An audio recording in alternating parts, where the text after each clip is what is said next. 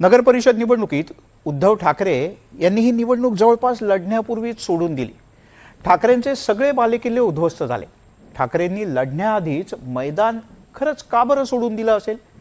त्यांनी कार्यकर्त्यांवर काय नेमके परिणाम होतील आणि सगळ्यात महत्त्वाचं म्हणजे याचा फटका उद्धव ठाकरे आणि त्यांच्या शिवसेनेला मुंबई महापालिका निवडणुकीत सुद्धा बसणार का? पाहूयात एक खास रिपोर्ट। उद्धव ठाकरे लढण्याआधीच हरले। ठाकरेंचे बालेकिल्ले उद्ध्वस्त। उद्धव ठाकरे मुंबईतच अडकले। ग्रामीण महाराष्ट्र वाऱ्यावर। महापालिका निवडणूक तोंडावर असताना उद्धव ठाकरेंसाठी हा एक मोठा धक्का आहे। मात्र उद्धव ठाकरेंनी लढायला मैदानात उतरण्याआधीच मैदान सोडून दिलं होतं। नगरपालिका निवडणुकीची रणधुमाळी जोरात असतानाच ठाकरे मैदानात उतरलेच नाहीत। उद्धव ठाकरेंनी नगरपालिका निवडणुकीसाठी शून्य सभा घेतल्या। आदित्य ठाकरेही महाराष्ट्रातल्या ग्रामीण भागात फिरकलेच नाहीत। ठाकरे कुटुंबियांमध्येच उत्साह नसल्यानं ठाकरेंच्या मधल्या फळीतले नेतेही फारसे सक्रिय दिसले नाहीत। स्थानिक कार्यकर्त्याला बळ न दिल्यानं कार्यकर्त्यांमध्येही निरुत्साह दिसला। मुंबई हातची जाऊ नये म्हणून उद्धव ठाकरे मुंबईतच अडकून पडले। राज ठाकरेंबरोबर युतीच्या चर्चेत उद्धव ठाकरेंनी ग्रामीण महाराष्ट्राकडे साफ दुर्लक्ष केलं। मुळात या निवडणुकीसाठी उद्धव ठाकरेंच्या शिवसेनेकडे कुठलाही अजेंडा नव्हता, कुठलंही लक्ष्य नव्हतं आणि कशासाठी ही निवडणूक लढायची तेच ठाकरेंच्या शिवसेनेसाठी स्पष्ट नव्हतं। सत्ता, संपत्ती, भ्रष्टाचार, प्रशासनाचा पूर्णपणे एककल्लीपणा याचा हा विजय आहे। त्याच्यामुळे हा विजय मला असं वाटतं की फार होणार नाही वगैरे, हा एक अपेक्षित विजय आहे। परंतु हेही मान्य करायला हरकत नाही की या ठिकाणी आम्ही बऱ्याच ठिकाणी कमी पडलो, साधनांनी कमी पडलो। उद्धव ठाकरेंसाठी मुंबई महापालिका निवडणूक ही राजकीय अस्तित्वाची मोठी परीक्षा असणार आहे। त्यामुळे उद्धव ठाकरेंनी सगळं लक्ष फक्त आणि फक्त मुंबईकडेच दिलं होतं। राज्यभरात नगरपालिका निवडणुकांच्या घडामोडी जोरात असताना ठाकरेंच्या शिवसेनेच्या गोटात फक्त उद्धव ठाकरे आणि राज ठाकरेंच्या भेटीचीच जास्त चर्चा झाली। शिवसेनेची सगळ्यात मोठी ताकद काय असा प्रश्न विचारल्यावर त्याचं उत्तर होतं शिवसेनेचं संघटन।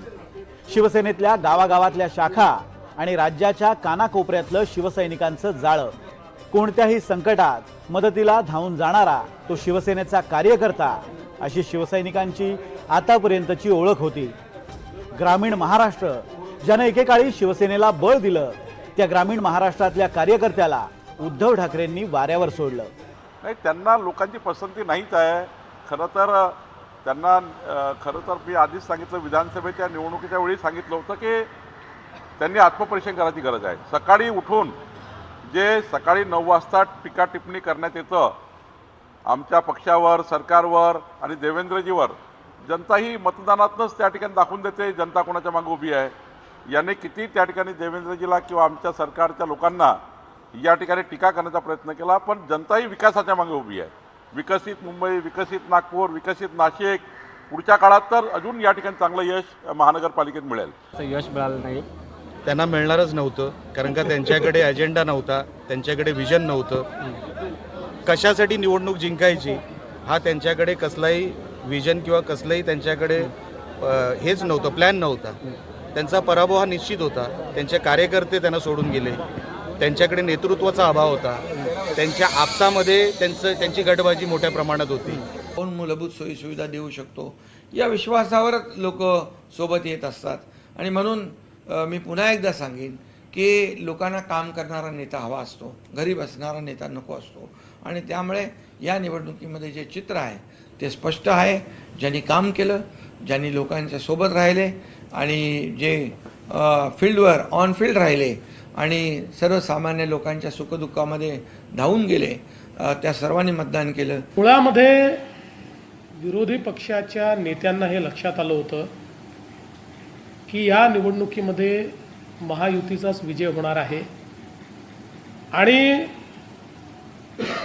त्यामुळे ते बाहेरच पडले नाहीत किंवा कमी पडले, कारण त्यांना असं वाटत होतं की आत्ता जर आपण हारलो आहे हे लोकांना लक्षात आलं तर पुढे महानगरपालिका आहेत, जिल्हा परिषद आहेत, त्याच्यामुळे आपल्या कार्यकर्त्यांचं मॉरल डाऊन होईल. त्यामुळे आता ते हे सांगायला मोकळे आहेत की आम्ही फार सिरियसली घेतलं नाही, आम्ही त्याच्यामध्ये उतरलो नाही. विधानसभा निवडणुकीत उद्धव ठाकरेंच्या शिवसेनेची सर्वात वाईट कामगिरी झाली.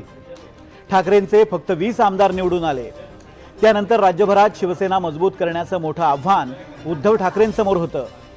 मुंबई महापालिकेसाठी उद्धव ठाकरे कदाचित सगळी ताकद पणाला लावतील, मात्र कार्यकर्ता घडवणारी, कार्यकर्त्याला बळ देणारी आणि पक्ष संघटन मजबूत करणारी ही निवडणूक उद्धव ठाकरेंनी सोडूनच दिली होती.